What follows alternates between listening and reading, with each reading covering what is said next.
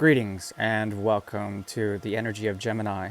The third house is open and Mercury watches over, Buddha watches over this reading.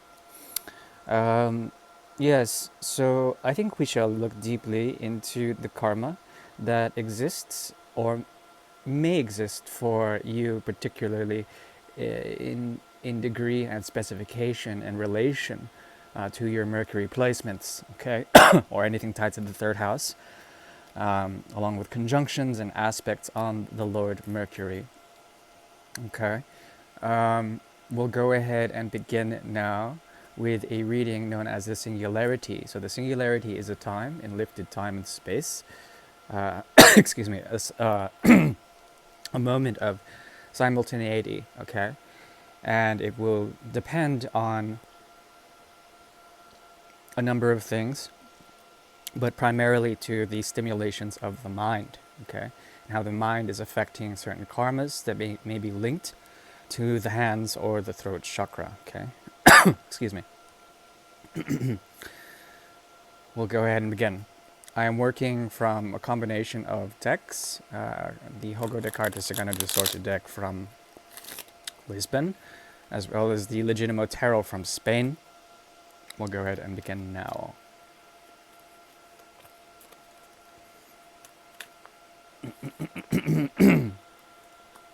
There is a singularity here that revolves around choices of fruition, okay, bringing about resourcefulness. And it seems to me that, at least for the time being, there's a path here that is singular in nature, okay, something that you can be devoted to, and deep down, you are influenced by the energy of the moon.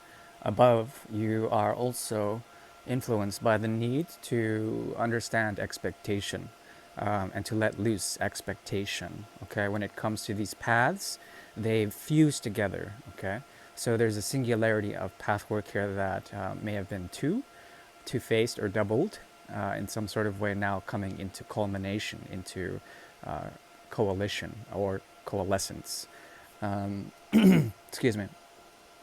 In the past as well, there's a karma here of expectation, okay? Trying to balance out two different things, yet inevitably having some sort of reward that is not taken, that is not gifted in some sort of way, okay? This has to do with essentially diffusing too much energy and placing these into different modes of thought or operation that have not been fruitful, okay? The expectation is great, and perhaps there's something about the energy of Mercury that felt like it was lying to itself or in some sort of denial. But there's a hidden truth here, one that revolves around what exactly?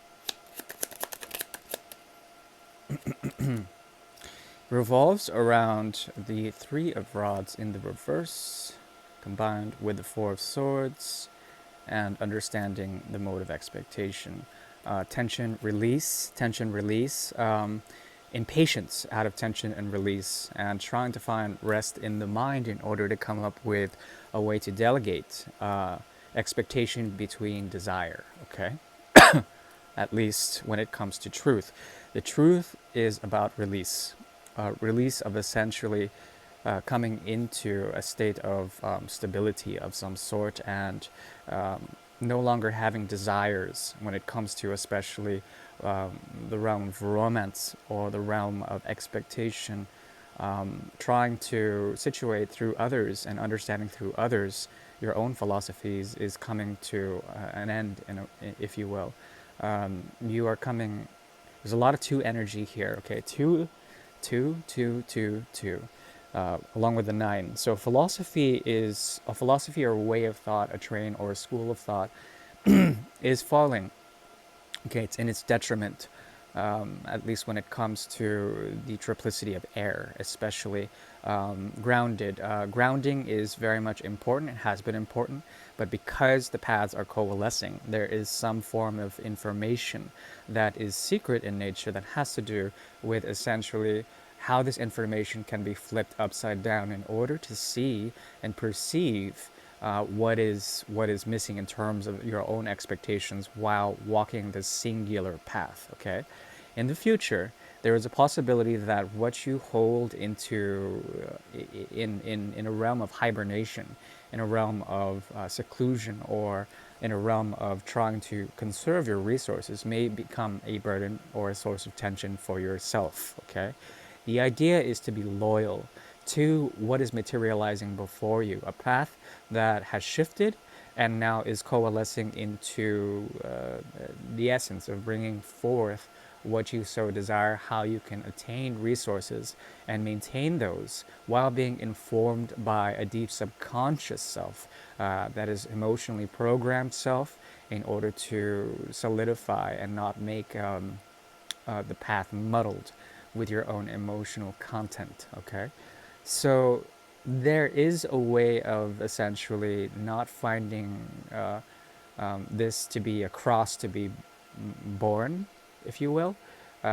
meaning that there are ways to do this in which you can be rooted and grounded in order to rise to a sense of the Hierophant. Okay, the only major arcana besides the moon that has evolved out of this. The moon, of course, naturally situated with the second house and possibly the 12th house. Okay, with this, there's a way to be resourceful with the energy of Taurus in the second house in order to situate yourself with fourth or 12th house needs. Okay, in a sense, the idea of a temple or a holy place emerges out of this, and you are able to find a sense of self as you move along in your caravan on the road that may be muddied by your emotions or muddied by etheric information that comes from the cosmos, that is having to do with